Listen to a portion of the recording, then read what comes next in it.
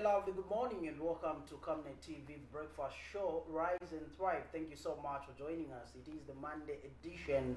I'm Tapelo, Joe Smarter. Now, this morning we discuss Middle East peace deal sparks hope for Zambia's diplomatic relations. And to help me discuss this very important topic on a very special day is Ambassador OFRA FARHI, the Israeli ambassador to Zambia. Your Excellency, good to see you and welcome. Good morning, Joe, and thank you for having me here on this very special day. Okay, thank you. Now, Your Excellency, you are describing today as a very special day. Why is it special? Wow, I hope I won't start crying, I'm telling you. It is a very special day for us because for exactly 2 years ago, according to the Jewish calendar, we are in the midst of a holiday. It's the holiday of Sukkot. It's a very holy holiday in the Jewish tradition. Okay. We're symbolizing the exile of the Jewish people, of the Israelites from Egypt back then.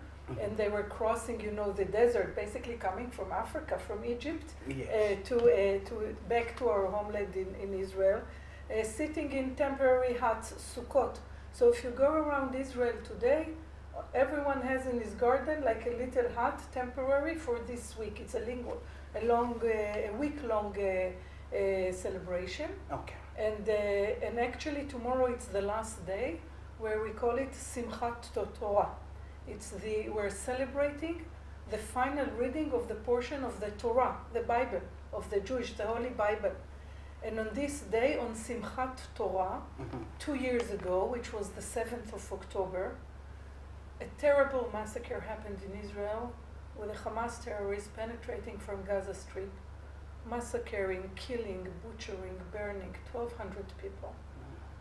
I think in our history, since the Holocaust, that was the worst, and in a very short time, doing it very happily, broadcasting to all the world via Facebook and other means, etc. We were shocked. I mean, we couldn't believe, you know, the strong Israel, we're keeping the border and everything. Who would think that something like this will happen?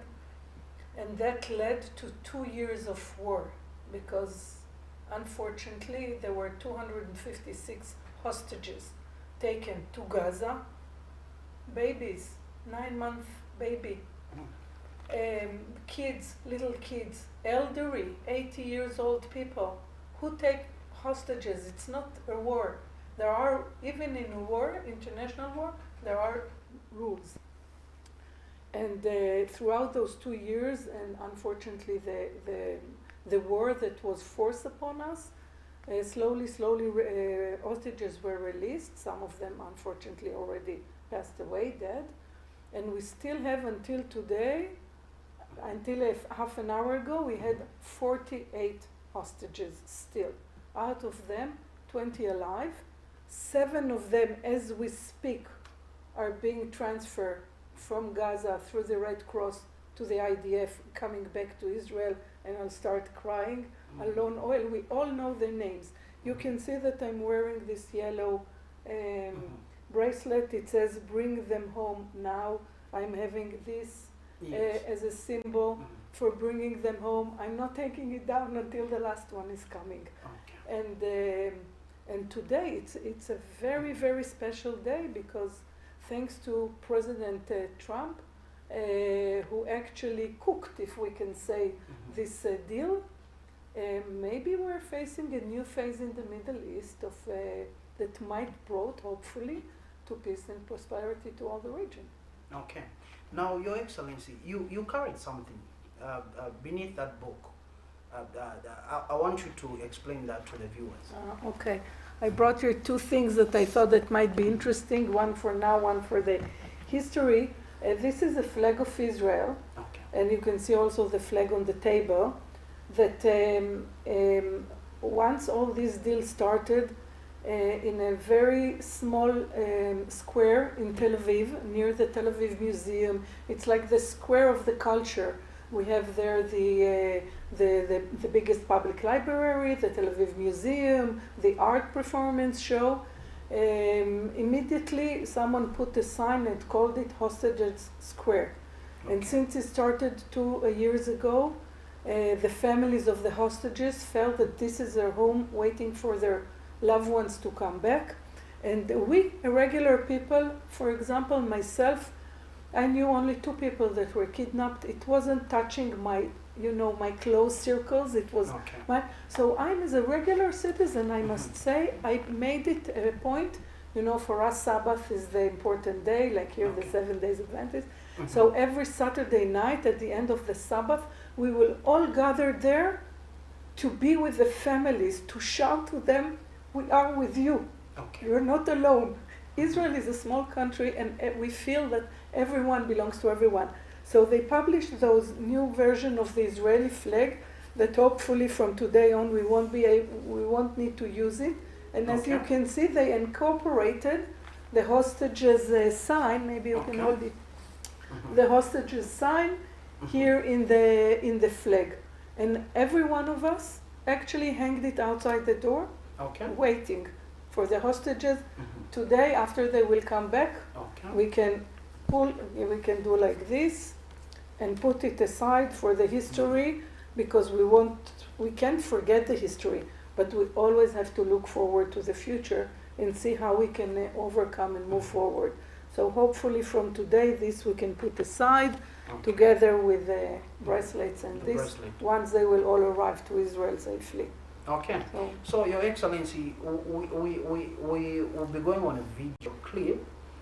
My director will be indicating to us once that video clip is ready, just to show us what is currently happening with the hostages and the actions. Okay, my director says it's ready. Dear director, you can show us that video clip as Her Excellency here continues to I can. explain. I feel very emotional, because this is exactly the scene now. People from 6 o'clock in the morning all night were there. This is the hostages square in Tel Aviv. Everyone wants to be together, waiting, and there are big screens over there in the square. And everything was done by a committee that was funded to help the hostages. It's all volunteers. It's not a governmental thing. It's really volunteers. You can see that they're crying.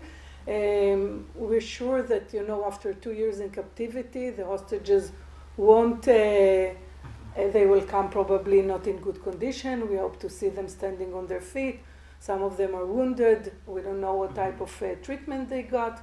The important thing is, I read a small poem this morning that someone wrote that touched me very much, because it says that someone has to invent a new feeling, a feeling that incorporates together joy and sadness, because it is a joyful day, but it's a very sad day as well, because at the same time 20 will return live, 28 are not alive, and we don't know even if they will be found in Gaza, and when and how.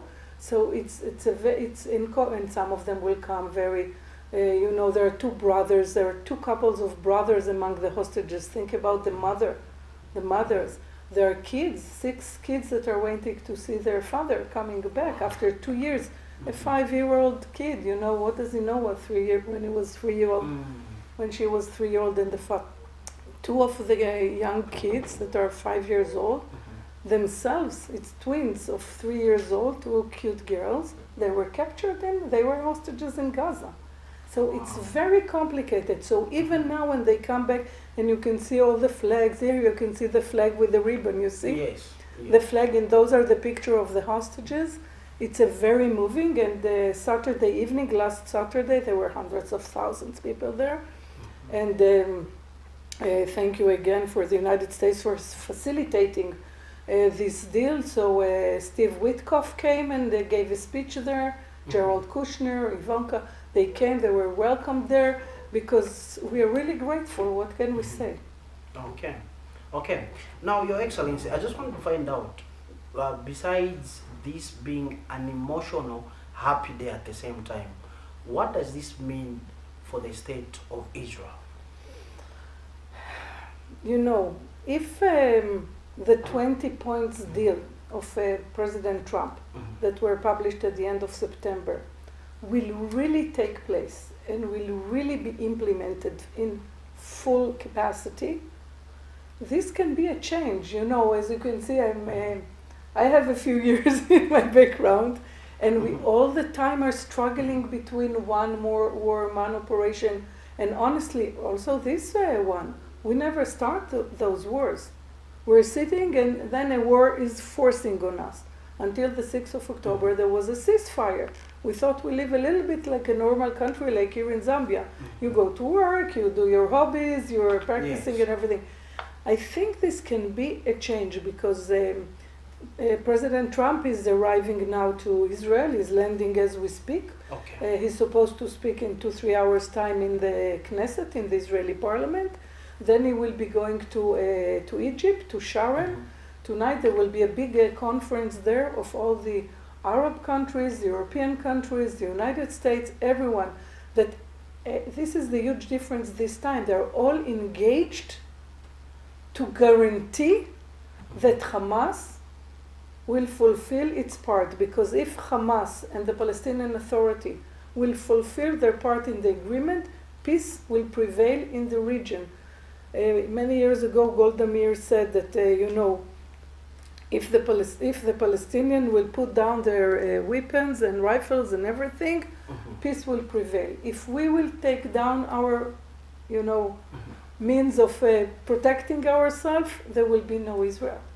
Okay. Even when the people are shouting, not here in Zambia, you're very nice for us, but in the States, in Europe, you see it in Al Jazeera, all the demonstration, shouting, from the river to the sea, Palestine will be free. There was no state of Palestine ever. Okay. It's a new thing, a new invention. The territory Gaza was under Egyptian control until 1967. The West Bank, the territories what we call Judea and Samaria, was under Jordanian control until 1967. Why a Palestinian state was not established back then? Why they didn't give them citizenship? Why those things didn't happen? So it's not really about creating the states. I'm sure at the end of the day, again, if everything will be implemented, the 19th point on the 20 point was that if everything will be implemented, there can be a Palestinian state. Of course, we would love to see and live in peace and happiness until the rest of our lives. But we really need for them to be demilitarized, take all their arms, and recognize the state of Israel.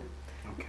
I'm sure in Zambia many people know what is the river and what is the sea, because the river is the Jordan River and the sea is the Mediterranean Sea. But many people that are shouting them have no idea where Israel is on the map, what is the Palestinian territory.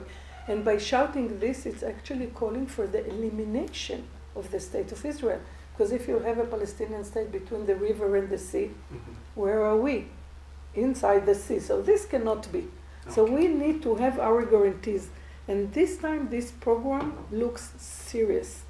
And the fact that all the leaders are coming this evening, Meloni from Italy, and from the British Prime Minister, and of course the American one, and from Qatar and the Emirates, etc., Turkey, they're all arriving tonight to make sure, because Hamas is not alone anymore in this deal.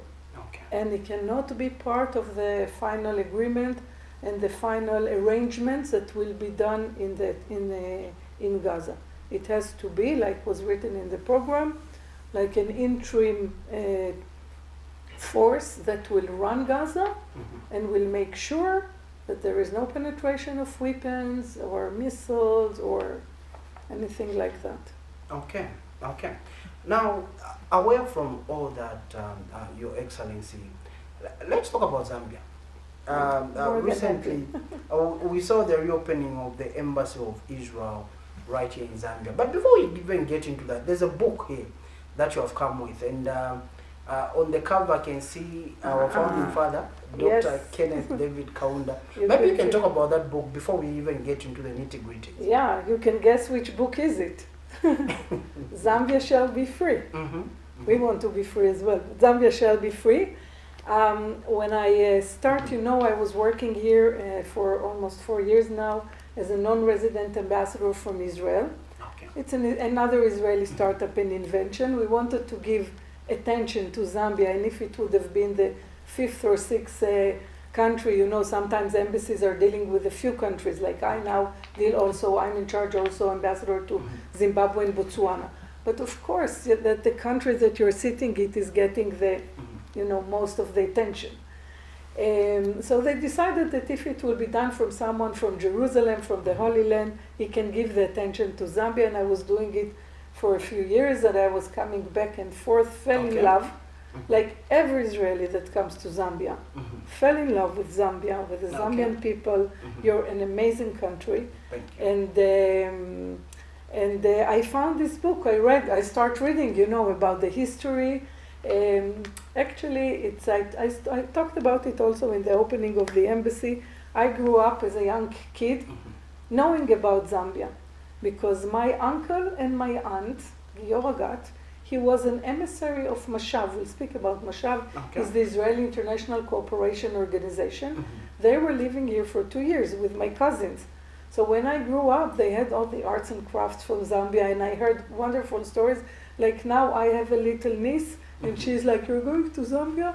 How is the president of Chilema feels?" And his wife Mutinta.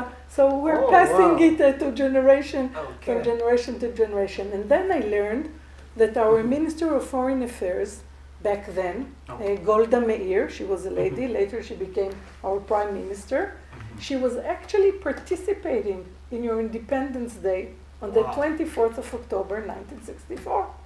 And she had this book translated to Hebrew. It's the Hebrew version.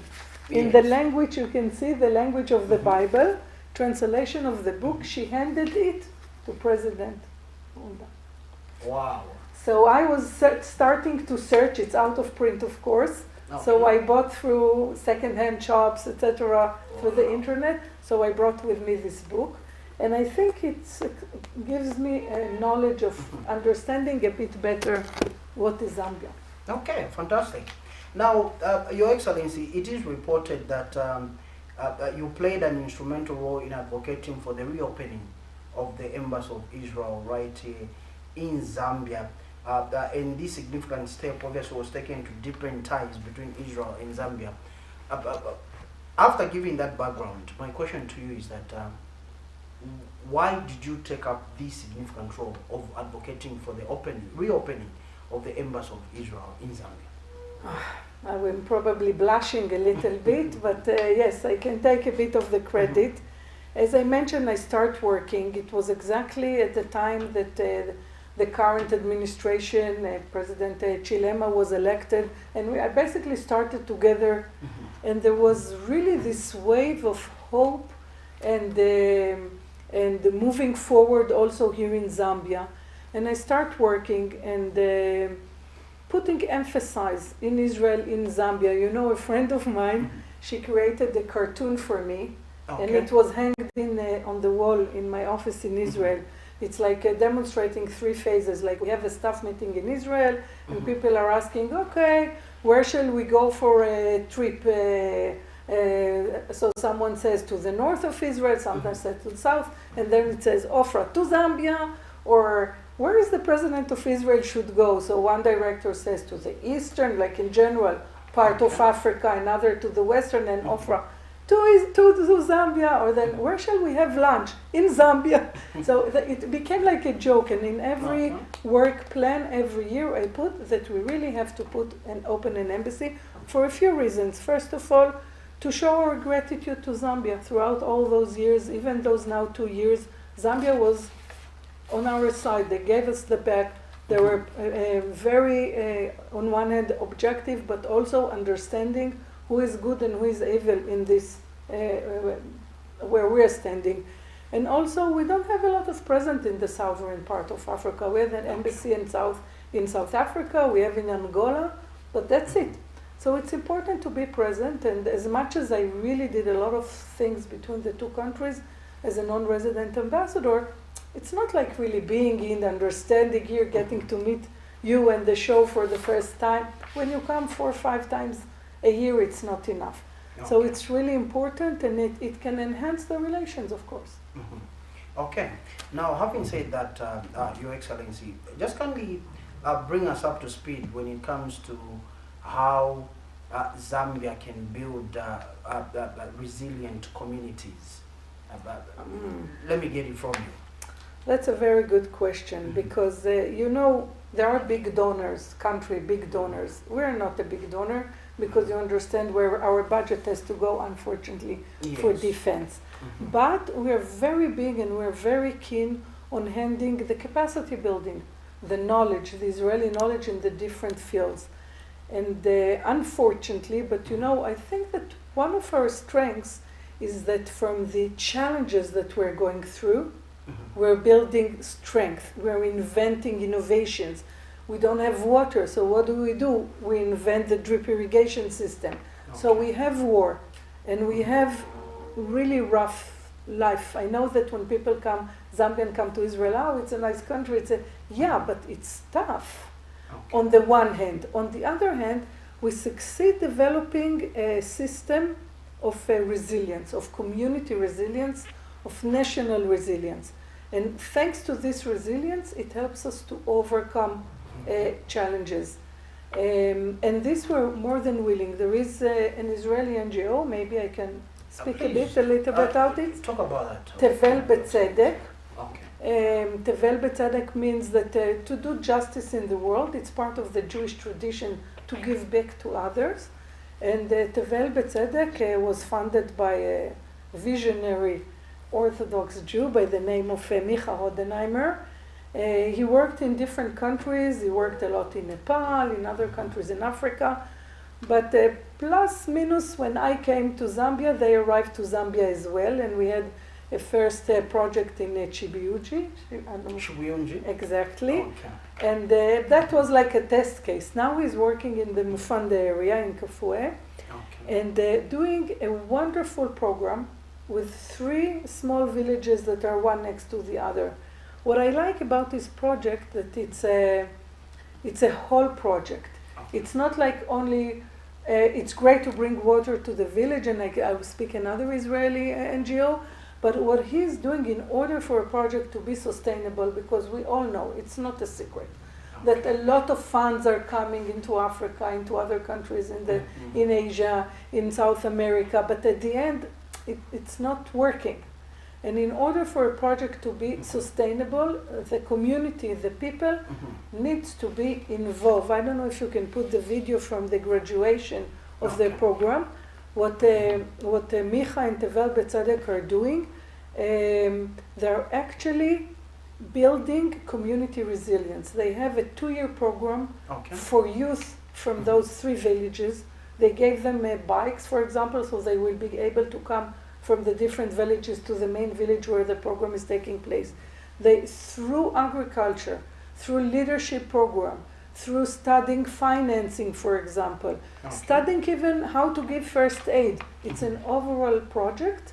Those youth, they started 30 of them, are supposed to go back to their own villages and in couples transfer this knowledge to the rest of the village. I must tell you, I was at the graduation ceremony. I think some of them, maybe it's the first time that they graduate, because not all of them finish school. And the happiness, real happiness of the people that you could see dancing there in the village where they're doing the project. And I must tell you that the one thing that touched my heart the most was a group of elderly women with white shirts. I think it was written on the back something like Women's Club or something like that. And they were like touching one of the graduates, saying, she's my teacher, and I almost start crying. What happened is that this girl, this young woman, actually already opened a women club in her village, and they actually start, earning money, saving money with small things. Sometimes you don't need a big thing. I asked them, how did you save money? And they said that, for example, they noticed that they had to buy the uniform for the children in the village next door. So instead, they invested in the sewing machine, and they sold it, and that's how they made money. So it's sometimes it's very small things that can make a change life. Okay. Now, Your Excellency, as we begin to wind up our program, I just want to find out. Today is a special day. and what is happening today, what does this mean for Zambia and for other African countries? What's the significance of the special day that you coined, and currently what is happening today? I think, I'm sure there will be implications to the whole region, to Zambia, Zimbabwe, Botswana, the rest of Africa, of course. We will be more open to new ventures, to joint ventures, to more investments in the economy.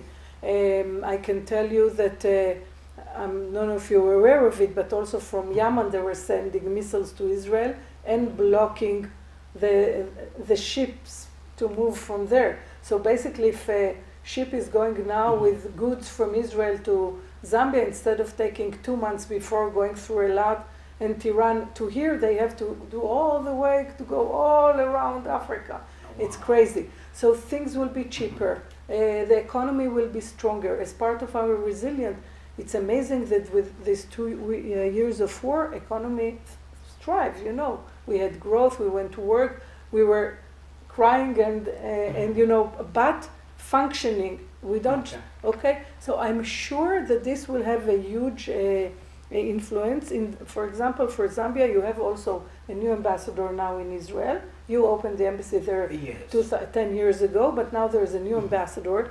Usually when a new ambassador comes, it's new energy. I would like to encourage not only the Zambian ambassador, but the ambassadors from all around the African countries that have embassies in Israel to be active. I think a big advantage of the Israeli economy is that it is open. If you want to go and speak with the Ministry of Economy, you just pick up the phone, you set an appointment, and you go.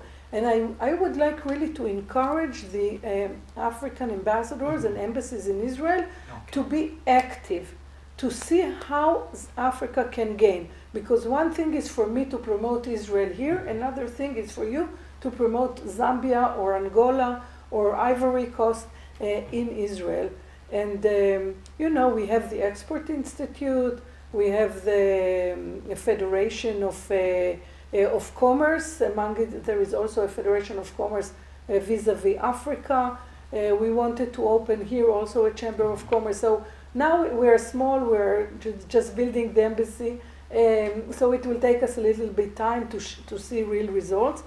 But I really would like to say and to thank Zambia, because throughout those 2 years, the fact that you're brave Zambians, and the Zambians were not afraid to come to Israel because they understood that if I'm living there and I'm okay, if a Zambian come to Israel is okay, you benefited a lot throughout those 2 years, and I really hope that we will see the results coming now. If I can just mention a few.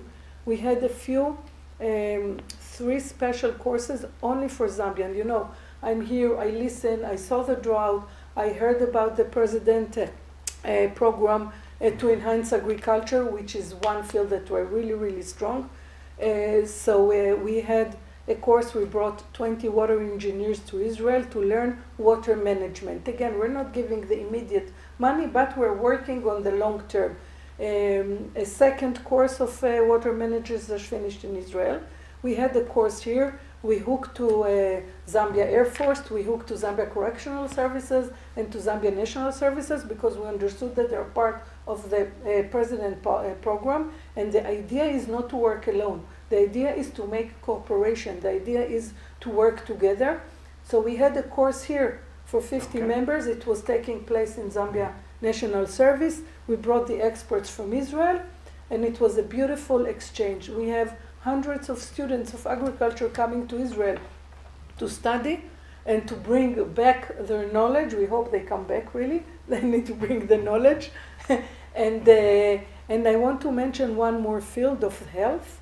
There is a beautiful project, and this is how it needs to be done, of an Israeli NGO by the name of Save the Child's Heart. This NGO operates kids from around the world in Israel to save their lives. Throughout the year, maybe half of them, by the way, came from Gaza and Palestinian Authority, but no one take it into consideration. But throughout the years, almost 100 Zambian kids went to Israel to be operated, which is really nice and kind.